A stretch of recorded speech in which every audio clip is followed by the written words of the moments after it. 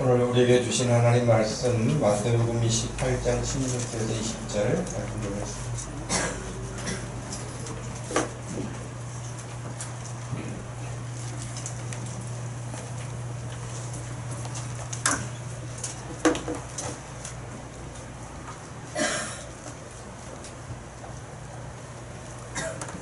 마태복음 28장 16절에서 20절을 찾으셔서 우리 함께 말씀을 읽겠습니다. 11 제자가 갈릴리에 가서 예수께서 지시하신 산에 이르러 예수를 배웠고 경배하나 아직도 의심하는 사람들이 있더라. 예수께서 나와 말씀하여 이르시되 하늘과 땅의 모든 권세를 내게 주셨으니 그러므로 너희는 가서 모든 민족을 제자로 삼아 아버지와 아들과 성령의 이름으로 세례를 베풀고 내가 너희에게 분부한 모든 것을 가르쳐 지키게 하라. 볼지어다 내가 세상 끝날까지 너희와 항상 함께 있으리라 하시니라. 아멘. 예수님의 부활 그 이후 6번째 시간 이 말씀을 오늘 마무리하려고 하는데요. 이제 실행하기라는 제목으로 말씀을 전하겠습니다. 소금이 맛을 잃으면 무슨 소용이 있는가라고 우리가 성시교독할 때도 그 말씀을 낭독하고 있는데요.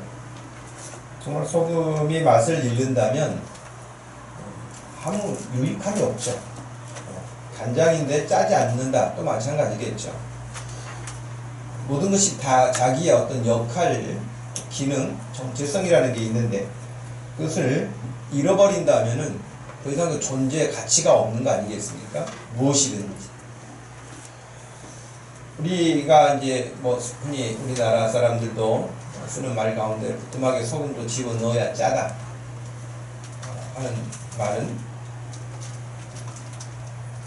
여러 가지 교훈을 거기에 담고 있지만 아무리 부뚜막에 소금이 있을지라도 음식하는 요리하는 분이 그걸 집어넣어야 짠 것이지 그렇지 않고 그냥 소금통만 있으면 무슨 의미가 있겠어요. 넣지 않으면 할 수가 없다는 것이죠. 또 이런 말도 있죠. 구슬이 서말이라도 깨야 법에다. 이 말 역시 같은 의미로 쓰입니다.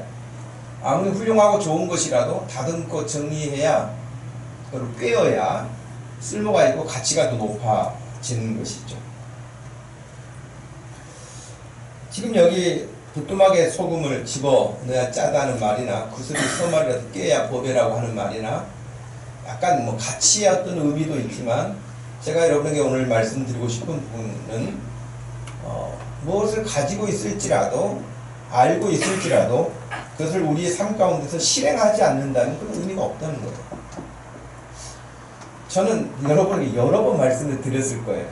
목사로서 설교할 때요. 설교할 때 예수님은 3년 가르치시고 그냥 가셨잖아요.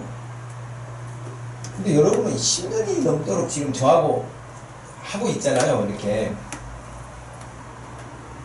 하산할 때가 된 것 같다. 뭐 그런 생각. 예를 들면 도 닦는 사람들에 의한다면 10년간 했으니 그리고 이제 더 이상 목사로서 더 해줄 말이 뭐 있나? 이 생각이 든단 말이에요. 알 만큼 다 알 것 같다는 거예요. 제 생각이. 물론 여러분이 겸손한 마음으로 아이고 뭘 알아요. 아직 뭐 초보도 못 뛰었어요. 이런 사람도 있겠지만 예수 믿는다고 하는 어떤 삶의 가장 기본적인 도리에 대해서는 그래도 알 만큼 알지 않느냐 이 말이죠. 여러분 한때 우리나라에서 유행했던 책 가운데 내가 배워야 할 것은 다 어디서 배웠다고 그랬죠? 유치원에서 다 배웠다. 우리가 살아가는 데 필요한 가장 기본적인 질서 이런 것들은 유치원 때 다 배웠다는 거예요. 그래서 여러분 지금도 가끔 운전하다 보면 아이들이 횡단보도 건널 때 어떻게 갑니까? 그냥 손 들고 건너가죠. 어른들 중에 손 들고 가는 사람 아무도 없잖아요. 예. 그것처럼 어렸을 때 그 배워야 될 것을 다 배웠다는 거예요. 어찌 보면 저도 그렇고 여러분도 그렇고 예수 믿은 지가 오래됐고 교회 출석한 지가 오래됐고 말씀을 성경을 공부하고 설교를 통해서 말씀을 듣고도 수백 번, 수천 번 들었는데 알 만큼 다 안다 이 말이죠. 문제는 뭐겠어요? 아는 것을 실행해야죠. 실행하지 않으면 의미가 없잖아요.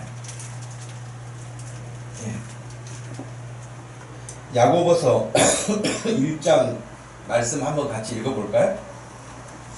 그러므로 모든 더러운 것과 넘치는 악을 내버리고 너희 영혼을 능히 구원할 바 마음에 심어진 말씀을 온유함으로 받으라. 말씀을 행하는 자가 되고 듣기만 하여 자신을 속이는 자가 되지 말라. 누구든지 말씀을 듣고 행하지 아니하면 그는 거울로 자기의 생긴 얼굴을 보는 사람과 같아서 제 자신을 보고 가서 그 모습이 어떠했는지를 곧 잊어버리거니와 자유롭게 하는 온전한 율법을 들여다보고 있는 자는 듣고 잊어버리는 자가 아니요 실천하는 자니 이 사람은 그 행하는 일에 복을 받으리라. 아멘. 실천하는 자니 이 사람은 그 행하는 일에 복을 받으리라. 하나님의 말씀을 붙잡고 따라서 순종하고 나아갈 때 그 말씀에 약속하신 하나님의 은혜를 누리고요, 기쁨도 누리고요, 복을 누리는 거예요. 부뚜막에 소금을 음식을 요리할 때 집어넣어야 짠맛을 내기도 하고 중화시키기도 하고 하는 것이죠. 맛을 내는 것이죠. 하지 않으면 아무 의미 없다고 하는 것이에요. 여기서 22절에도 너희는 말씀을 행하는 자가 되고 듣기만 하여 자신을 속이는 자가 되지 말아라. 듣기만 하고 행하지 않는 자는 자신을 속이는 자 같다. 모르는 척, 몰라도 그러는 척, 그러지 말라는, 그건 자기를 속이는 거라는 거예요. 다 알고 있다는 것이죠. 그래서 23절에 누구든지 말씀을 듣고 행하지 아니하면, 또 2장에서도 같은 말씀을 했습니다. 2장 한번 읽어보겠습니다. 허탄한 사람아, 행함이 없는 믿음이 헛것인 줄을 알고자 하느냐. 우리 조상 아브라함이 그 아들 이삭을 제단에 바칠 때에 행함으로 의롭다 하심을 받은 것이 아니냐.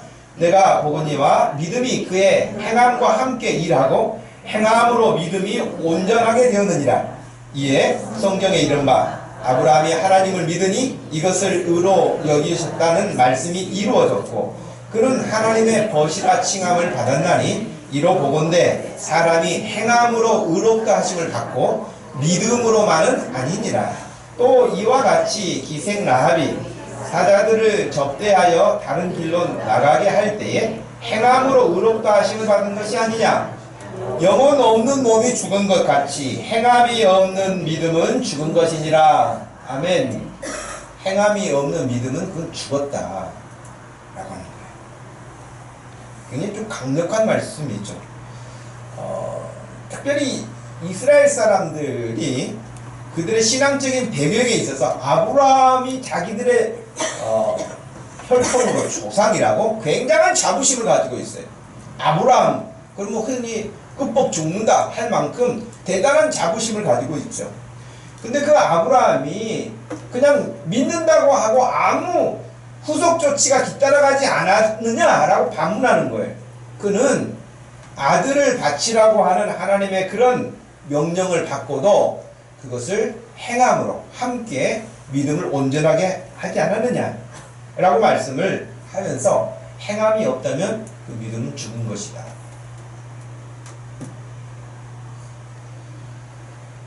마태복음 21장에 우리 예수님께서 하신 말씀 가운데요, 두 아들에 대한 비유가 있는데, 너희 생각에는 어떠하느냐?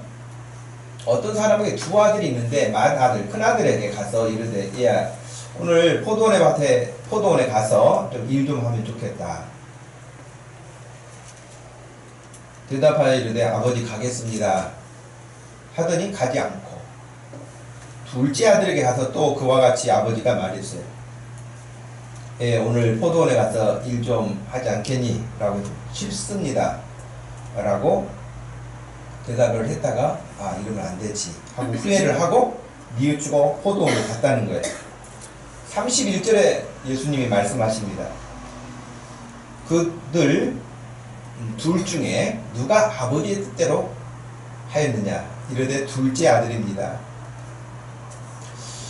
자, 왜 둘째 아들이 여기 말씀 질문처럼 아버지의 뜻대로 했다고 하십니까?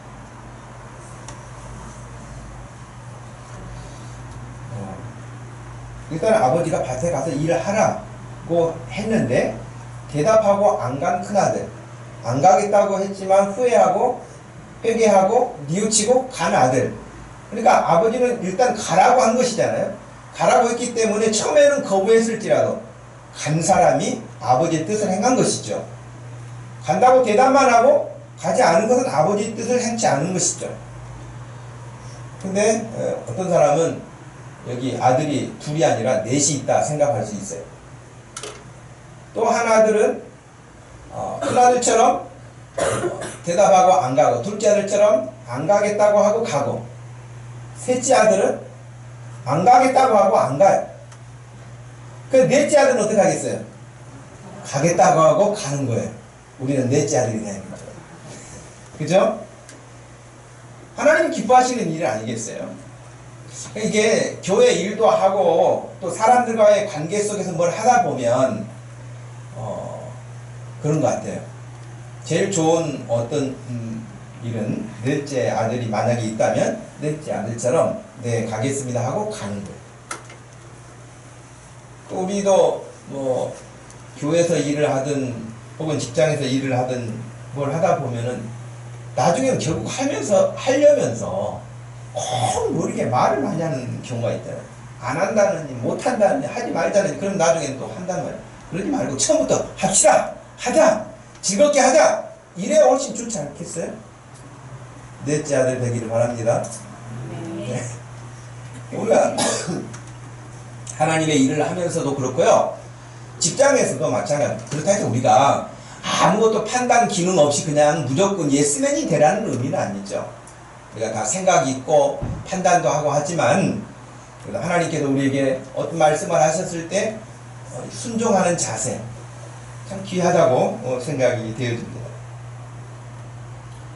우리가 지난 한 달 반 동안 마태복음 28장 이후의 말씀 16절에서 20절 말씀을 계속해서 보아왔습니다.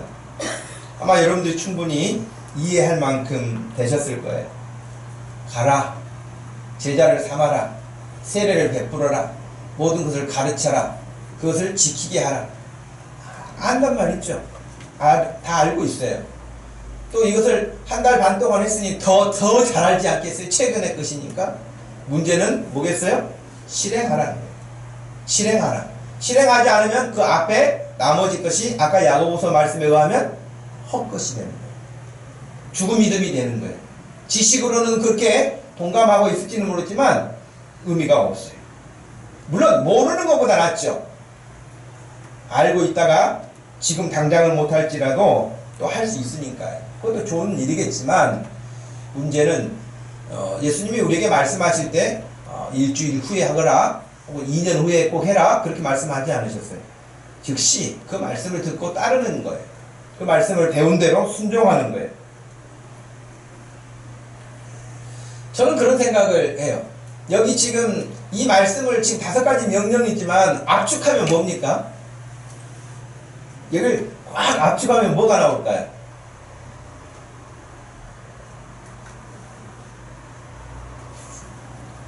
뭐가 나와요? 예수님의 제자가 나오겠죠. 그죠? 물론 세례를 베풀어서 예수 제자 삼는 것이죠. 그 예수 제자가 모든 것을 가르침을 받는 것이고 그 가르침 받은 말씀을 지키는 거잖아요. 그러니 이 말씀을 그대로 실행하면 결국에는 예수 잘 믿는 예수님의 제자가 나오는 거예요. 그죠? 그래서 우리가 이 말씀을 좀 오해할 수도 있거든요. 그냥 무조건 가서 전도해라. 뭐 교회 사람들 전도하기 위해서 이 말씀을 막 갖다 쓴다. 뭐 이런 오해도 가질 수도 있는데, 여러분 왜 전도가 필요합니까? 왜 예수님은 우리에게 전도하라고 하셨을까요?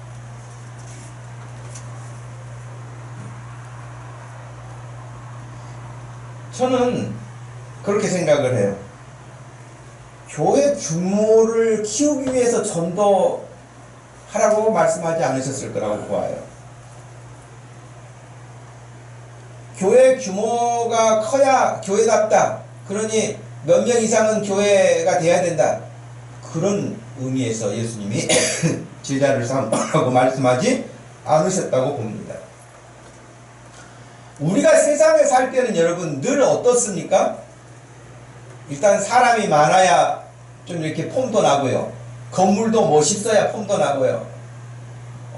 재정적으로도 차고 넘쳐야 부족함 없이 이것도 하고 저것도 할 수 있고요. 그래서 사람들이 다 큰 것을 선호하는 것은 사실이에요. 여러분 여전하게 작은 회사는 안 가려고 하고 사람들이 큰 회사 가려고 하는 이유가 뭐예요? 돈을 작게 안 주고 크게 주니까, 많이 주니까. 다 큰 걸 좋아하죠. 예. 근데 예수님이 사람이 부족해서 야 사람이 너무 없다, 사람이 없으니까 좀 사람 좀 많이 좀 데리고 와, 그러신 적 한 번도 없으세요.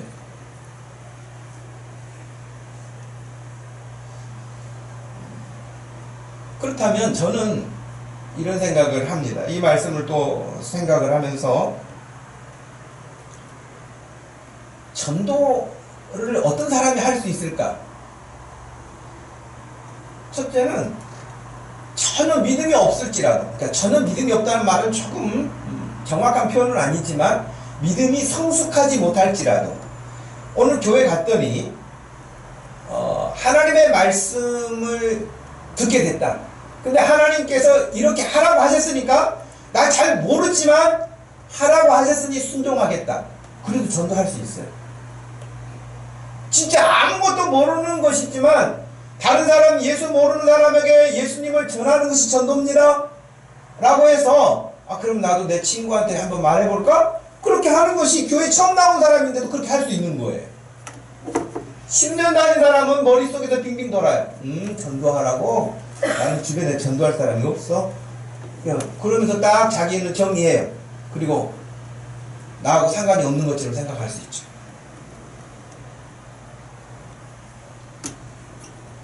모르지만 순종하기 때문에 따라서 하다 보니 어떤 결과를 얻을 수도 있는 그런 전도일 수도 있죠. 그런데 저는 또 다르게 생각하는 부분이 있는데요. 전도는 내가 좋아야 하는 거 아니겠어요? 내가 좋아야 하는 것이죠. 여러분 주로 어디 여행을 가거나 여러분들이 뭐 친구들과 만나서 식사를 하거나 이런 모임을 갈 때 식당을 어떻게 정하십니까? 그냥 집 가까운 데 정하십니까? 인테리어 잘 된 데를 고르십니까? 그런 것도 대단하다. 요즘 생겼는데 뭐 굉장히 크고 뭐 좋아. 근데 음식 가서 먹어보니까 맛이 없어. 그러면 그 자리에 두 번 모이진 않을 거예요. 음식점은 뭐라고 해도 뭐 요즘에 분위기도 먹는다고 하지만은 맛이 있어야죠. 음식이 맛이 있어야 가지 않겠습니까? 맛있으면 우리 누구 가족들하고 같이 와서 식사를 한번 해야겠다, 아니면 또 어떤 기회가 되면 한번 더 와야 되겠다, 이럴 수 있는 것이죠. 복음도 마찬가지 같아요. 내가 기쁘지 않는데 전도하라 그러니까 누구 데리고 오라 하니까 그냥 정말 인상 팍팍 쓰면서 데릴 사람도 없는데 말해가지고 야 너 꼭 한 번만 와줘, 안 하면 나 굉장히 곤란하거든, 이렇게 해가지고 전도를 어떻게 하겠어요? 물론 그렇게 해가지고 할 수도 있을 거예요. 그렇지만 본질적인 것은 내가 좋아야죠. 내가 기뻐야죠. 그러니 전도자가 되기 전에 먼저 내 자신을 점검할 필요도 있는 거예요. 내가 지금 가지고 있는 복음이 다른 사람에게 막 자랑하고 싶을 만큼, 전도하고 싶을 만큼의 열정도 없는 정도의 복음인가? 내 믿음이 그 정도도 안 되는가 지금? 겨우 나 하나 숨쉬는 정도의 믿음인가? 한번 생각해 볼 필요가 있을 거라고 봅니다.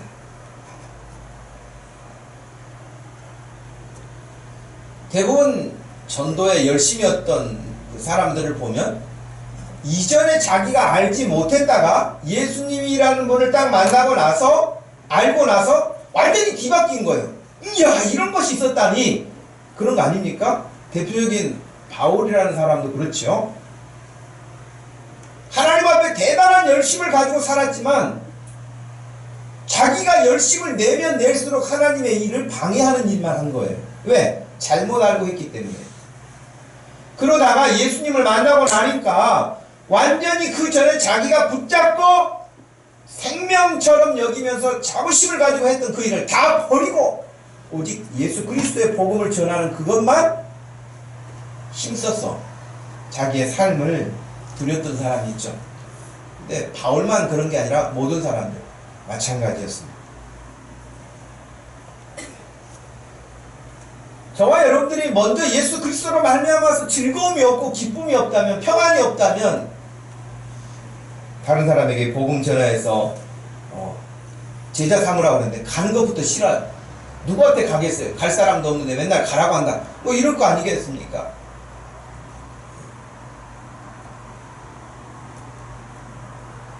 그래서 여러분, 전도자들은 늘 그런 생각을 하게 되잖아요. 예를 들면 지금 여러분, 저와 여러분들이 오늘 말씀을 듣고 있잖아요. 그러면 그래, 가라고 그랬는데 내가 누구한테 갈고, 이렇게 생각을 해봐야 돼요. 마을 모임을 하고 그럴 때도 우리가 가라고 말씀을 들었는데 우리가 어디로 갈까요? 집사님은 누구한테 갈래요? 이렇게 물어봐야 돼요. 근데 다 우리는 수준이 높아가지고 주님이 큰 명령을 5가지 하시는데 다 가래. 다 가래. 제자도 삼으라고 그러시고 세례도 베풀라고 하신다. 그럼 우리는 갈 데가 없어. 이건 완전히 복음을 왜곡시키는 것이고 받아들이지 않는 것이잖아요. 이 말씀을 들을 때에 여러분들 지금도 머리 생각할 때 예수 안 믿는 누구, 내가 그 사람한테 이번 주에 갈까? 전화할까? 식사라도 한번 할까? 내가 알고 있는 그 사람 중에 또 굉장히 힘들고 어려운 사람이 있는데 그 사람한테 내가 말씀을 전할까? 이런 생각이 당연히 들어야 돼요. 이게 정상적인 구조죠. 나 특별히 어떤 사람이 생각나지 않는다. 그러면 길거리라도 나가야 되겠죠. 누군가를 만나러 가야 되겠죠.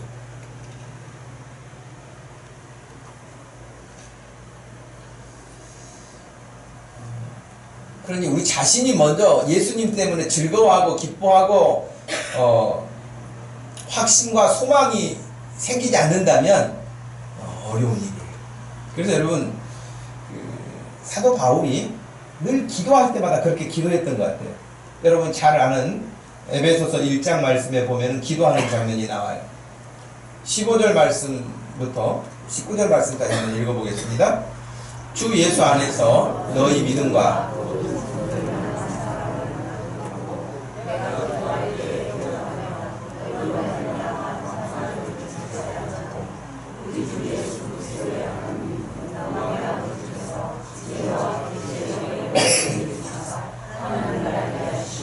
너희 마음의 눈을 밝히사 그의 부르심의 소망이 무엇이며 성도 안에서 그 기업의 영광의 풍성함이 무엇이며 그의 힘의 위력으로 역사하심을 따라 믿는 우리에게 베푸신 능력의 지극히 크심이 어떠한 것을 너희로 알게 하시기를 구하노라. 아멘. 그러니까 바울이 기도할 때마다 에베소 교회 성도들을 위해서 기도할 때 뭘 기도했다는 거예요? 성도들이 뭘 좀 알았으면 좋겠다는 거예요. 뭘 알았으면 좋겠어요? 19절 말씀에 보면 하나님의 그 큰 힘의 위력으로 역사하심을 따라 믿는 우리에게 베푸신 능력이 얼마나 큰지, 또 18절 말씀에서는 너희 마음의 눈을 밝혀서 왜 나를 부르셨는지, 우리에게 말씀하신 그 소망, 하나님의 나라가, 천국이 어떠한 것인지, 영생이 어떠한 것인지, 우리가 앞으로 우리 주 예수 그리스도와 더불어 누리게 될 그 영광의 풍성함이 어떠한 것인지를 눈이 좀 밝아져서 볼 수 있기를 원한다. 바울이 에베소 교회 성도들 놓고 기도할 때 그런 거예요. 그러니 저도 마찬가지죠. 우리 성도들 놓고 기도할 때 막연하게 한계 집사님 요즘에 직장생활이 힘든데 잘 이겨내게 하시고 사업이 어려운데 잘 감당하게 하시고 이런 거 기도할 수 있죠. 당연히. 아, 또 누가 아픈데 좀 몸이 빨리 회복될 수 있기를 원하고, 여러분, 당연히 기도해야 될 일이고요. 기도합니다. 그러나, 더 본질적으로는 뭘 기도하겠어요? 하나님, 아무개 집사님 눈이 좀 활짝 열려서 주의 은혜를 보게 하여 주시고, 귀가 열려서 듣게 하여 주시고, 하나님 그 즐거움으로 살게 해주세요. 그 즐거움으로 지금의 어려움을 이겨내게 해주세요. 이렇게 기도하게 되는 거예요.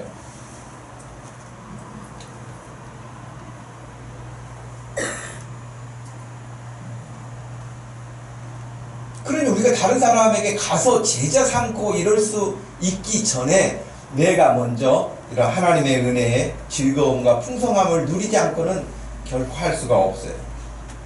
빌립보 교회를 위해서 기도할 때도 똑같은 내용이 나오는데요. 내가 기도하노라 너희 사랑을 지식과 모든 총명으로 점점 더 풍성하게 하사 너희로 지극히 선한 것을 분별하며 또 진실하여 허물 없이 그리스도의 날까지 이르고 예수 그리스도로 말미암아 의의 열매가 가득하여 하나님의 영광과 찬송이 되기를 원한다 라고 그렇게 기도합니다. 문제는 뭐냐면 이 말씀도 있고 바울이 그렇게 기도를 하든 예수님이 그렇게 명령을 내리셨든 간에 문제는 내 가슴이 뛰지 않는다는 거예요. 내가 누구에게 복음을 전해야 되겠구나. 내가 예수님 때문에 기뻐하고 즐거워하는 이것을 누구에게 말해야 되겠구나. 내 가슴이 뛰지 않는다면 여러분 우리 자신의 중심들을 스스로가 늘 물어봐야 될 거예요. 내가 복음 때문에 내 심장이 뛰는가?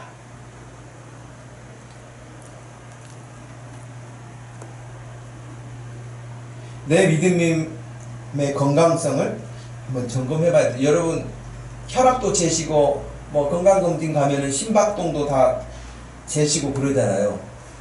심박동이 횟수가 적으면은 그것도 힘들고 너무 빨리 뛰어도 그 어려운 거고 그렇잖아요. 여러분이 예수 그리스도의 말씀 복음을 듣고 여러분의 심장이 뛰어야 되지 않겠어요? 활발하게 뛰어야 되지 않겠어요? 그 복음을 들어도 밋밋해. 그러면 여러분 건강을 잃은 거잖아요. 저에게 오세요. 목사님 저 심장이 잘 안 뛰어요. 복음의 심장이 잘 안 뛰어요. 뭐가 문제가 좀 말씀 좀 해주세요. 그렇게 찾아온 사람은 거의 없어요. 다 자가진단 해가지고 다 자기 스스로 해결하고 아무렇지 않고 괜찮아요? 아무 일 없다는 그렇게 생각해요. 그렇지 않습니다.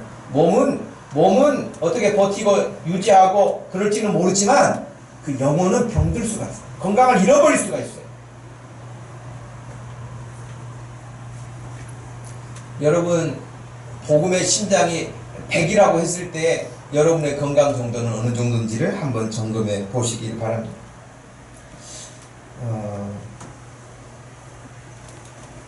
근데 우리 예수님이 3년간 제자들을 가르치시고 지금 마지막에 말씀하신 거잖아요. 부활하신 이후에. 근데 우리 예수님의 방식은 뭐냐면 3년 여러분 중학교 요즘에 유급제도가 있나요? 학교에? 중고등학교 유급제도 없죠? 있어요? 근데 제가 봤을 때는 없는 거예요. 옛날에는 유급제도가 있어가지고 한 학년 꿀리잖아요. 시험 통과 못하면 그 다음 다른 자기 친구들 다 한 학년 올라갔는데 자기는 한 학년 꿀려니 얼마나. 옛날에는 그 학교에서 나머지 공부라는 것도 있었어요. 그날 공부해가지고 충분히 이해 못하면 선생님이 나머지 공부 시켰어요. 저 요즘에는 다 방과후라고 그래가지고 다른 모습이지만은 옛날에는 나머지 공부만 해도 창피한 거 아닙니까? 다 막 학교 끝나면 집에 가기 다 룰랄라 하고 가는데 남아가지고 숙제하듯이 거기서 공부한다고. 공부하는 건 좋은 일이지만 나머지 공부를 해야 되는 그렇잖아요. 근데 우리 예수님의 3년간 가르치고 훈련했으니까 야 오늘 졸업식이다. 옷 예쁘게 입고 하고 뭐 꽃다발 들고 와가지고 축하. 그렇게 해서 지금 제자들 내보내신 게 아니에요. 3년이 됐는데 예수님이 보시고 더 말씀하신 거예요. 어떻게 해야 될지를 말씀하신 거예요. 누가복음 24장에 그 장면이 나와요. 46절 49절 한번 읽어봅니다. 또 이러시되 이같이 그리스도가 고난을 받고 제3일에 죽은 자 가운데서 살아날 것과 또 그의 이름으로 죄사함을 받게 하는 회개가 예루살렘에서 시작하여 모든 족속에게 전파될 것이 기록되었으니 너희는 이 모든 일의 증인이라. 볼지어다 내가 내 아버지께서 약속하신 것을 너희에게 보내리니 너희는 위로부터 능력을 입혀질 때까지 이 성에 머물라 하시니라. 아멘. 여러분 지금 3년 됐으니까 야 오늘 졸업식이야 그리고 이제 내일부터 올 거 없어 이렇게 해서 내보내신 게 아니고 내가 승천하고 아버지의 품으로 다시 돌아가고 그리고 너희를 위해서 능력 성령이 임할 수 있도록 성령을 보낼 것인데 그 성령의 능력을 덧입을 때까지 이 성에 머물러 있으라고 했어요. 졸업하고 바로 가는 게 아니에요. 한마디로 기도하라고 말씀하셨어요. 물론 제자들이요 그 전에 그럼 전도한 적이 없는 줄 아세요? 이미 전도 다 했어요. 예를 들면 누가복음 10장에 보면은 70명의 전도대를 2명씩 짝을 지어서 이렇게 보내신 적도 있고요. 예수님의 제자들에게도 그런 적이 있으시어요. 그때 그들이 갔다 와서 했던 그 표현이 누가복음 10장 17절에는 이렇게 나와 있어요. 70인이 기뻐하며 돌아와 이르되 주여 주의 이름이면 귀신들도 우리에게 항복하더이다. 예수께서 이르시되 사탄이 하늘로부터 번개같이 떨어지는 것을 내가 보았노라. 이렇게 말씀을 하시면서 그러나 귀신들이 너희에게 항복하는 것으로 기뻐하지 말고 너희 이름이 하늘에 기록된 것으로 기뻐하라 하시니라. 아멘. 그러셨어요. 그런 것 우리 신기하겠죠. 야 이거 대단하다. 예수님의 이름으로 하니까 막 귀신도 꼼짝 못하네. 그 신기하기도 하고 즐겁기도 하겠죠. 그거보다 너희가 더 기뻐할 것은 너희의 이름이 하나님의 나라의 생명책에 기록되어 있다는 사실을 기뻐해라.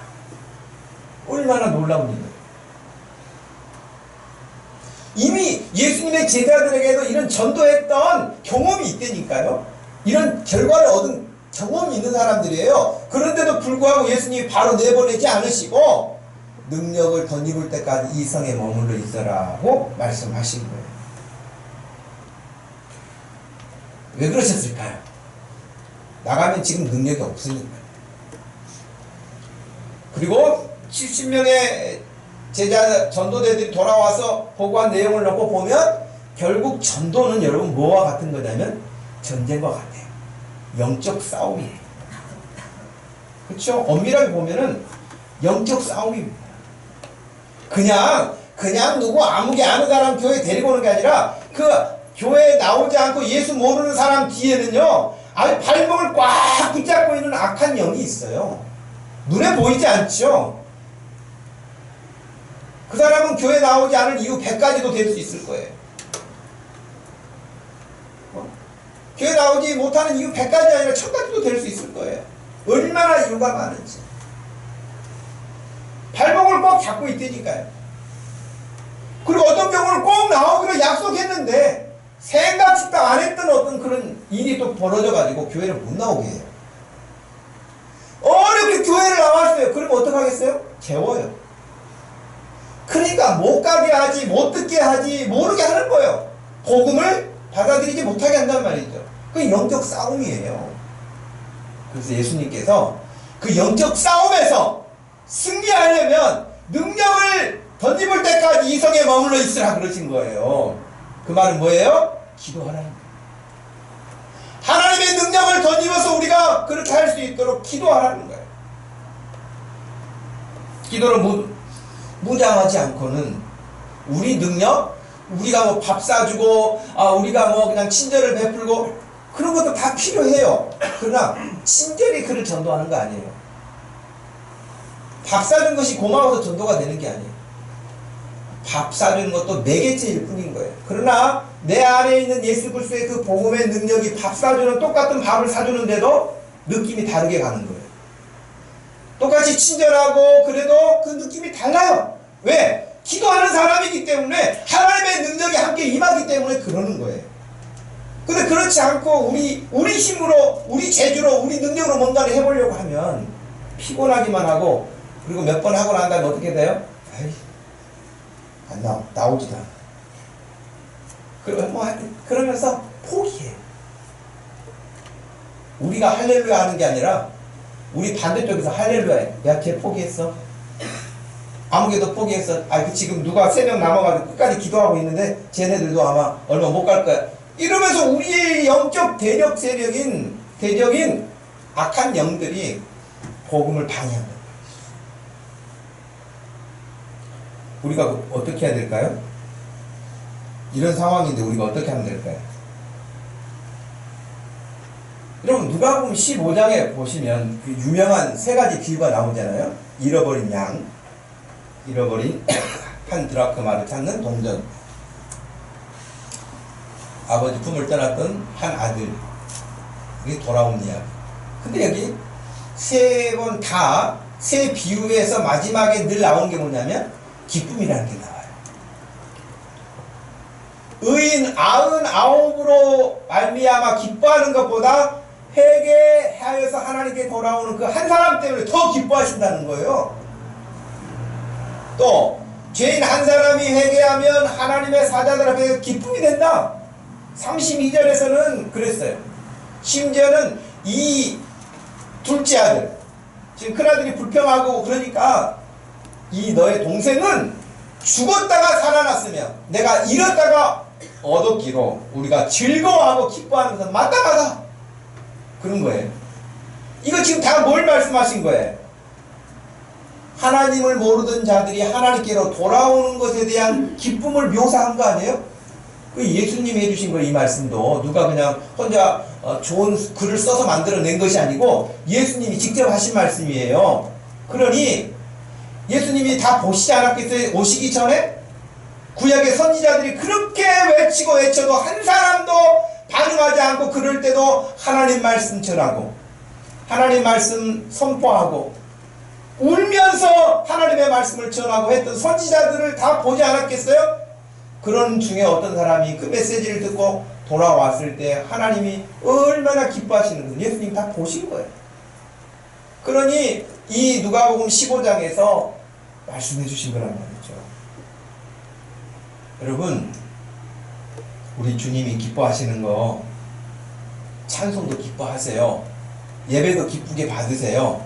우리가 헌신하는 것도 기쁘게 받으세요. 다 기뻐하세요. 그러나 최고의 기쁨은 잃어버린 영혼을 하나님의 품으로 돌이키는 거예요. 예수님이 마지막에 우리에게 말씀하신 것도 그래서 가라. 잃어버린 자들을 향해서 가라. 모든 민족으로 가라. 그들로 제자를 삼으라 하신 거예요. 여러분, 이 말씀을 보면 좀 우리가 내 믿음 생활 그리고 우리 교회가 좀 전환점을 가져야 되겠다 하는 그런 생각이 들지 않습니까? 내 믿음이 잘못하면 여러분 회개할 것 없는 의인 99명이 모여가지고 날마다 자기들끼리 잔치하고 있어. 그럴 수 있다는 거예요. 아버지는 잃어버린 그 한 사람을 향한 어떤 마음이 있는데 의인 99명은 별로 그 한 사람 별로 중요치 않아. 그냥 우리가 99이 어디냐 그러면서 우리끼리 즐겁고 우리끼리 재밌고 그것으로 만족해요. 그건 교회가 가져야 될 모습이 아니에요. 잃어버린 자들을 향한 마음을 늘 갖지 않으면 안 돼요. 그게 교회예요. 그래서 우리 각자의 믿음 생활도 지금 예수 그리스도를 떠나 있는 사람, 그 사람이 전에 예수를 믿다가 지금 중단됐든지 아예 교회를 한 번도 안 나갔든지 여러 이유가 있겠지만 예수님 품을 떠나 있는 사람들, 하나님을 떠나 있는 사람들에게 우리가 복음을 전하는 것. 내 개인적으로 여러분들 마을 모임 할 때 여러분의 마을 모임도 최고의 관심사는 하나님을 떠나 있는 자들에 대한 정보를 늘 나눠야 돼요. 그들이 가족이 됐든지 직장 동료가 됐든지 친지가 됐든지 내가 알고 있는 이웃이 됐든지 내가 복음 전하려고 내가 예수님 전하려고 하는 그 아무개가 요즘 최근에 이래요. 누가 어떻게 이래요. 어때요. 이런 부분들에 대해서 끊임없이 기도하고 같이 기도하고 그 정보를 같이 공유하면서 하나님이 우리에게 말씀하시고 하나님이 기뻐하시는 그 일로 우리가 전환해야 됩니다. 이 5가지 내용에 동의하고 여기 앉아있는 것이 아니라 그것을 실행하는 자리로 우리가 전환해야 되겠다. 여러분의 개인신앙도 전환하기를 바랍니다. 여러분의 마음도 전환하기를 바랍니다. 그리고 우리 교회 체질도 이렇게 바꿔야 될 줄로 믿습니다.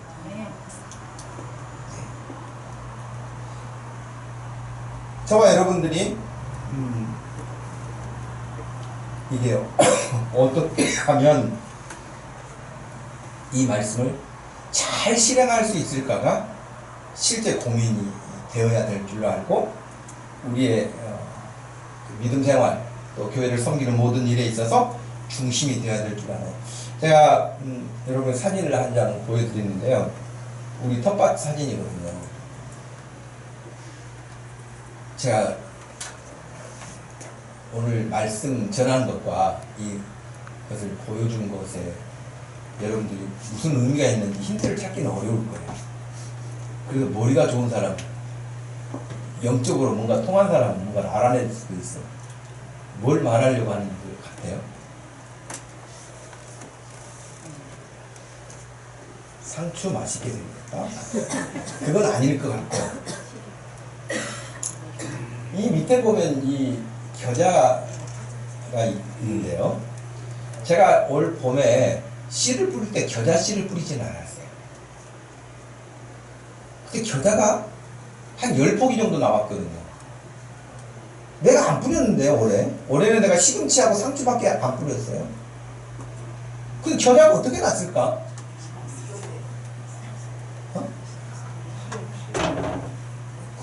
내가 안 뿌렸는데 얘는 어디서 왔어?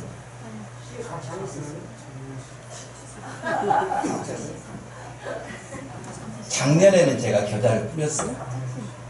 근데 얘들이 딱 너무 깊이 들어갔는지 안 나온 거예요.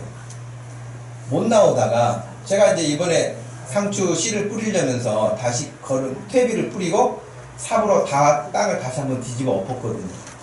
그랬더니 아마 작년에 깊이 들어간 애가 밖으로 나왔나 봐. 그래서 심지도 않았는데 딱 나와가지고 나 여기 있지롱 뭐 이런 거. 제가 이거 보면서 무슨 생각이 들었냐면요. 아, 씨를 뿌려놓으면 나오는구나. 할렐루야. 여러분 복음의 씨를 뿌리면 지금 당장 안 나는 것 같아도 때가 하나님이 뒤집는 때가 있어요. 그가 어려운 일을 당하는지 뒤집히는 때도 있을 수 있고요. 곤고한 일을 만났을 때일 수도 있고요. 어떤 때가 하나님이 뒤집는 때가 있어요. 뿌려놓은 것이 없으면 아무리 깊이 뒤집어도 아무 소용이 없어요. 나올 게 없어요. 뿌려놓은 씨앗이 있으면 나와요. 우리가 복음을 뿌려놓으면 지금 당장 아무 반응하지 않고 오히려 배척하고 나를 더 힘들게 할지 모르지만 우리 교회 꼭 안 나와도 여러분 우리가 전도할 때 보면 우리 교회 나와야 이제 전도 막 이런 생각이 큰데 나오면 좋죠. 그러나 그것 이전에 우리가 해야 될 일은 복음을 전하는 거예요. 복음을 전하는 일이고 그리고 할 수 있으면 우리가 함께 주의 은혜를 누릴 수 있도록 같이 교회 나오면 더 좋은 일이고 그런 것이죠. 그런데 어찌됐든 간에 복음 전하는 일로 전환해야 됩니다. 여러분의 신앙 전환하십시오. 마을 전환하십시오. 전도회 전환하십시오. 우리 교회가 어찌됐든지 이 복음 전하는 일의 전환점을 오늘부로 가져서 씨를 뿌리고 실행하는 일로 나갈 때에 주님이 우리에게 주신 그 명령이 드디어 어떤 결과를 낼 수 있는 자리로 가지 않을까 그런 확신이 듭니다. 그러므로 우리가 주의 명령을 지난 한 달 반 동안 5가지를 살피면서 오늘 마무리를 하는데 이제 실행하라. 저와 여러분들이 이 복음 전하는 일, 저도 참 그런 일 못하고 있어요.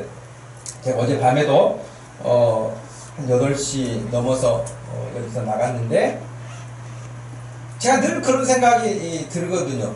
아, 설교 준비를 미리 좀 잘 맞춰놓고 토요일날 오후에 이 주변에 가족들 뭐 외식하고 이렇게 돌아다니고 그런 사람들이 있는데 그 사람들에게 내가 전도할까? 근데 이제 그 생각은 들어요. 근데 이제 다 마치고 집에 갈 때면 또 그 생각이 또 들고 그 생각이 또 들고 그러거든요. 그래서 그 생각으로 끝나지 않고 한번 실행하려고요. 여러분. 네. 여러분 이번 주에 차를 누구에게 갈 것인가를 찾으십시오. 없으면 교회로 오십시오. 같이 나가게 찾으러. 그래서 반드시 여러분 누구에게인가 복음을 전하는 복음 전도자로 여러분들이 세움을 얻어서 쓰임 받을 수 있기를 주님의 이름으로 축복합니다. 하나님 아버지 고맙고 감사합니다. 부족하고 연약한 저희들 얼마나 미련하고 또 얼마나 고집스럽습니까? 그런데도 우리가 이렇게 주의 은혜의 자리에 와 앉아 예배할 수 있는 것은 하나님의 오래 참으시고 하나님 베푸신 전적인 은혜임을 압니다. 하나님 아직도 주님의 품을 떠나 돌아오지 못한 수많은 사람들이 있습니다. 그들에게 주님이 나를 오래도록 기다리시면서 은혜 베푸신 것처럼 이제 예수님의 제자인 내가 그렇게 세상을 향하여서 복음 떠나 있는 자들을 향하여서 나갈 수 있는 믿음들이 되게 하여 주옵소서. 하나님 5가지 명령을 듣는 것에도 그치지 않고 이제 실행해야 되겠사오니 우리 개인도 우리 마을도 우리 전도회도 우리 교회도 체질이 전환되게 하여 주셔서 이 말씀이 실제 우리 삶 가운데 열매로 드러나도록 축복하여 주시옵소서. 능력을 덧입혀 주시옵소서. 기도하게 하여 주시옵소서. 성령의 임재함으로 여러분들의 모든 삶이 우리 주 안에 있음을 확실하는 그런 믿음으로 서게 하여 주옵소서. 예수님의 이름으로 기도합니다. 아멘. 다 같이 자리에서 일어나셔서